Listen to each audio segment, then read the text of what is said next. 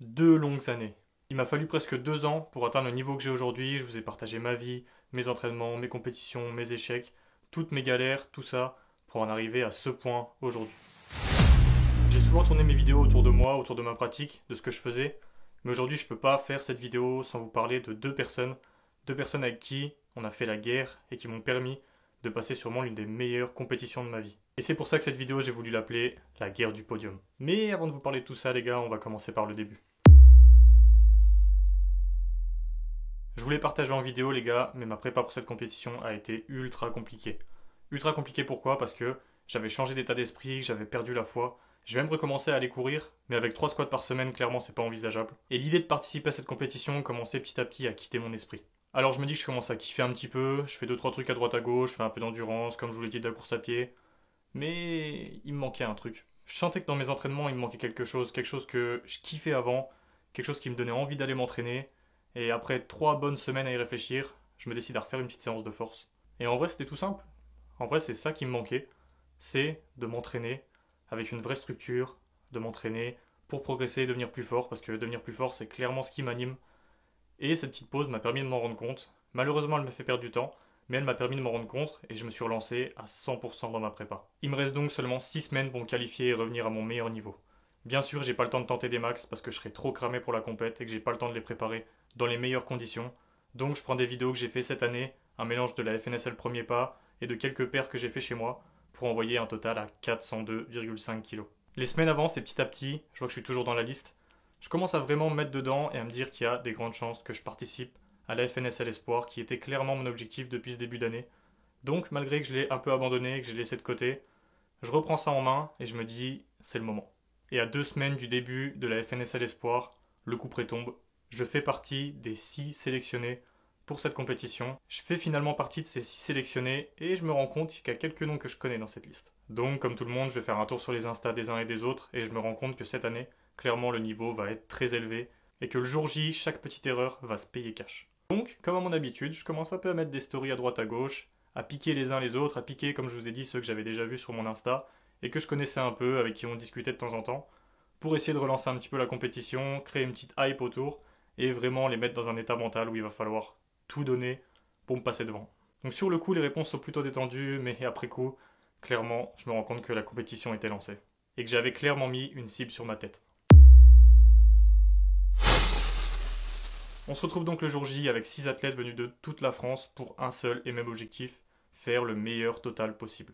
J'ai fait des dizaines de rencontres incroyables sur cette journée, mais comme je vous l'ai dit pour cette vidéo, je vais mettre le focus sur 2 personnes, parce que tous les 3, jusqu'au dernier moment, on s'est battus pour la première marche du podium. Bon, je sais pas si vous savez comment ça se déroule une compétition de street, mais je vais vous l'expliquer rapidement. On a 4 mouvements, le muscle up, les tractions, les dips et les squats, et le but c'est de faire le plus gros total sur ces 4 mouvements. On a 3 essais sur chaque mouvement, mais si un athlète est incapable de valider un seul de ces 3 essais, il est éliminé. Retenez ça parce que ça sera important pour la suite. On commence avec le mouvement qui m'a donné le plus de problèmes en street, c'est le muscle up. C'est le mouvement roi de la discipline, mais il m'a clairement mis des claques. Les unes après les autres, j'ai énormément stagné là-dessus, et j'ai relancé ma progression qui a peu, donc j'y vais plein d'appréhension. Et pour pas arranger ça, la station elle me permet pas d'avoir ma technique habituelle, parce que du coup j'ai un montant juste devant, et je peux pas faire mon keeping, donc je décide d'avoir une montée en gamme très courte, je m'arrête seulement à 12,5, et au lieu d'ouvrir comme j'avais prévu à 18,75 ou à 20 kg, j'ouvre très bas à 16,25.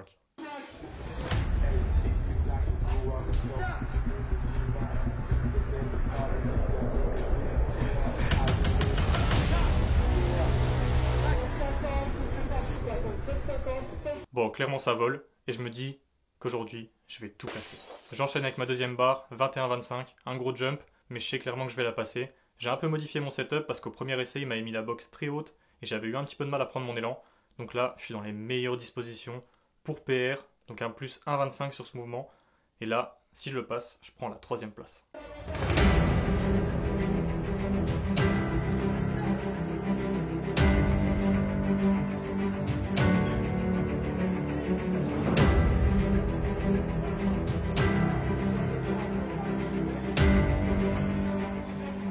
Donc là, il n'y a pas de débat. Pour la troisième barre, je me décide à mettre 25 kg. Clairement, je pense que j'avais plus ce jour-là. Mais vu que j'ai open très très bas, j'avais clairement peu de chance d'aller plus haut que ça. Et 25 kg, je les ai passés une seule fois dans le home gym, à mon prime et ils étaient légèrement honorés parce que j'avais une toute petite flexion de genou. Mais là, clairement, aujourd'hui, aucune chance que ça passe pas.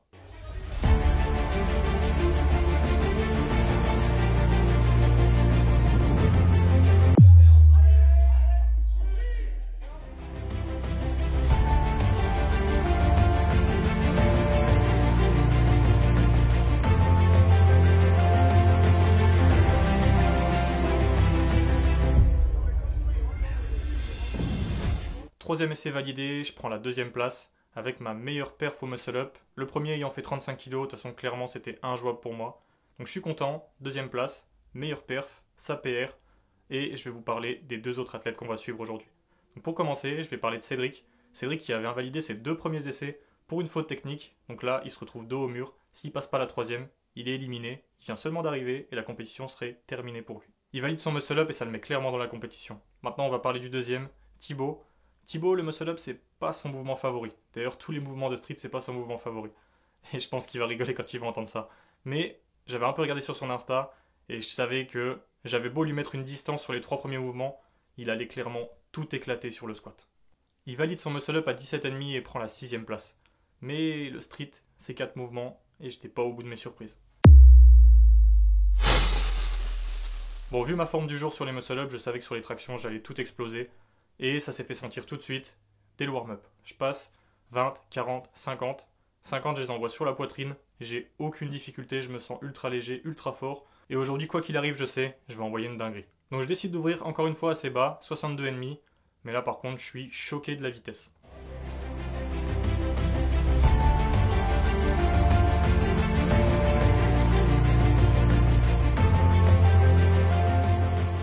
Deuxième barre, on décide de mettre un plus 7,5 et d'égaler mon PR en compétition, donc d'envoyer une barre à 70 kg.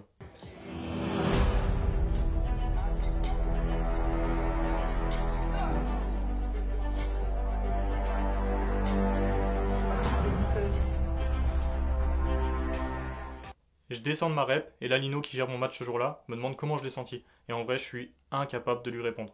62,5, 70, même les 50 d'avant je les ai sentis aussi lourdes. Parce que quand on est sur le plateau, des fois on est un peu déconnecté et on a du mal à se rendre compte de ce qu'on tire. Et il me dit pas ma troisième barre tout de suite, mais je sais clairement que ça va être une dinguerie. Donc on part pour la troisième barre, 76,25, qui rajoute 6,25 kg à la plus grosse barre que j'ai jamais fait. Mais je suis confiant.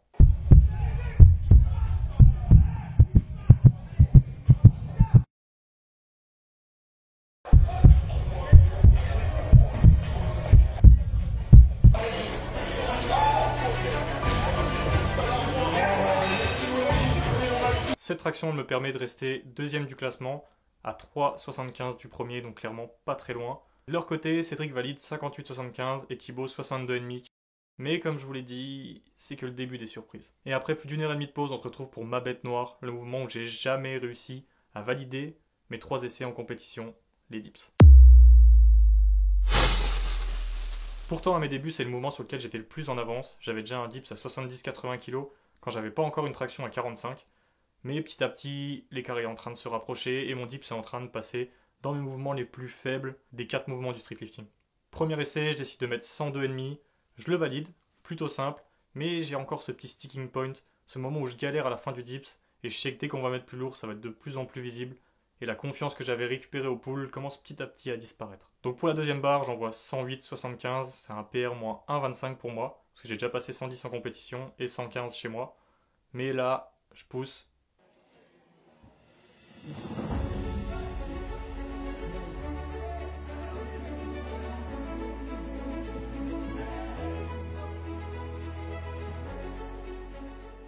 Et vu comment elle passe, je sens clairement que j'ai pas beaucoup plus aujourd'hui. Et les 115 qui étaient prévus au départ se transforment en 113,75 et même là, je suis pas confiant.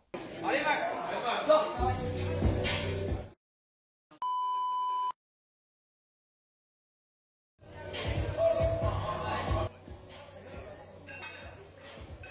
et je me retrouve encore coincé dans la boucle de l'échec au dips. Je loupe mon troisième essai. Je garde quand même la deuxième place, mais l'écart avec mes deux concurrents commence petit à petit à se réduire et clairement le squat va être décisif. De son côté, Cédric valide 113,75 et accroche la quatrième place. Thibaut valide 93,75 et reste bloqué à la sixième place, mais comme je vous l'ai dit, son squat il est clairement terrifiant. On arrive au squat avec près de 800 mg de caféine dans le sang. Je commence vraiment à sentir la fatigue. Et là, coup du sort, retard de la compétition. On perd presque 3 heures. Donc je m'échauffe 2 ou 3 fois. Je fais des montées en gamme. Je me rends compte que la compétition n'avance pas assez vite. Je coupe. Je vais me reposer un peu. Je refais une montée en gamme. Et là, clairement, j'accumule beaucoup de fatigue. Je reprends de la caféine, parce que c'est la seule chose qui me permettra de tenir. Mais on est clairement tous dans le même bateau. Je change pas mon opener parce que j'avais déjà prévu d'ouvrir assez bas comme sur les autres mouvements. Donc j'ai choisi de le laisser. Par contre, celui qui faisait la course en première place depuis le début et qui avait sûrement accumulé trop de fatigue à ce moment-là, échec à son premier squat. Il fera un échec aussi au deuxième et au troisième. Et comme je vous l'ai dit au début, ça le sort de la compétition et ça le disqualifie. Donc virtuellement, à ce moment-là, je prends la première place. Mais je le répète encore une fois, le streetlifting c'est 4 mouvements. Et malgré qu'à ce moment-là je suis premier, absolument rien n'est joué. J'ouvre donc à 175, une barre qui est normalement assez facile pour moi. Et je la sens un petit peu plus lourde que d'habitude.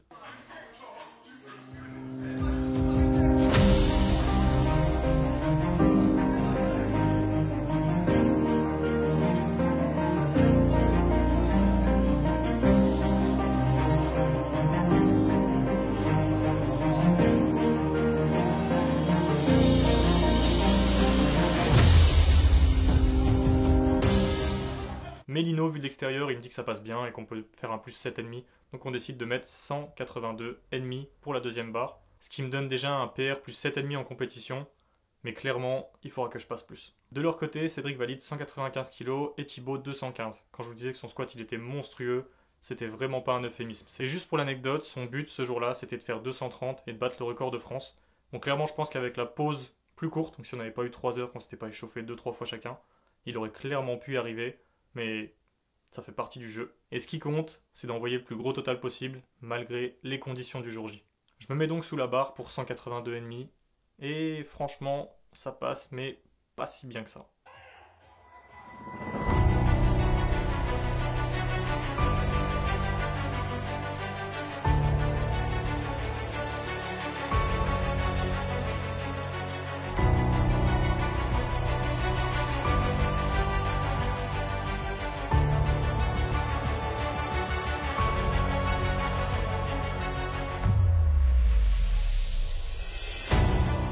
À ce moment-là, j'ai un total de 392,5. Cédric, lui, valide 205 au squat et envoie un total à 400 kg. Thibaut ferme la marche pour son deuxième essai avec 220 kg. S'il la valide, il arrive à 393,75 de total.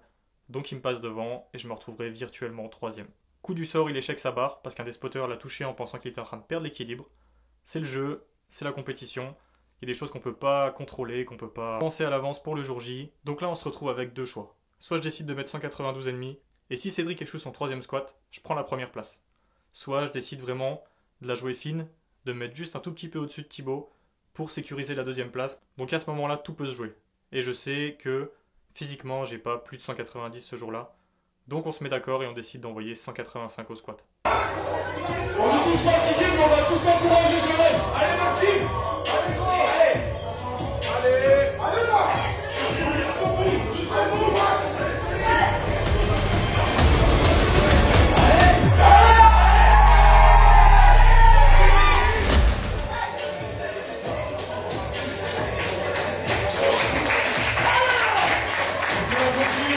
Et c'est validé de mon côté. Cédric lui échoue son troisième squat et Thibaut valide sa barre à 220 qui lui donne officiellement le record de France. Donc après une guerre de près de 8 heures, une guerre intense qui m'a clairement mis sur les genoux, 1200 mg de caféine, 4 ou 5 shakers d'électrolytes, je prends la deuxième place avec un total à 395 kg, ce qui ne me permet pas de valider les 400 kg que je voulais valider en compétition, mais clairement au vu des conditions de la journée, c'est un total qui me satisfait amplement. Cédric lui prend la première place avec 400 kg, et Thibaut la troisième avec 393,75, donc à seulement 1,25 kg de moi. Jusqu'au tout dernier squat, tout aurait pu changer, c'était vraiment une journée incroyable. Comme d'habitude, merci à tous ceux qui font bouger les choses et qui organisent ce genre d'événement parce que c'était vraiment une journée incroyable, malgré les retards, etc. On est athlète, on a tendance à se plaindre tout le temps, mais au final, on peut que remercier les personnes qui se bougent et qui font des choses. Donc merci beaucoup d'avoir organisé cette magnifique compétition où vraiment j'ai kiffé de ouf ma journée, où j'ai pu parler à tous ces gens qui on parle sur les réseaux, à faire un peu de réel et à faire un peu de vraies relations. Et ça, c'était vraiment un gros plaisir. Et en vrai, la seule chose que je pourrais dire pour résumer cette journée, c'est que peu importe ce que tu peux imaginer à l'avance, absolument tout peut se passer le jour J. Donc maintenant, retour au charbon parce que j'ai un vrai total à construire pour la suite. Clairement de gros objectifs à assumer. Ah, et juste avant de partir les gars, je voulais vous dire quelque chose. La prochaine fois, clairement, je me contenterai pas de la deuxième place. Alors je vous dis juste une chose. Bonne chance.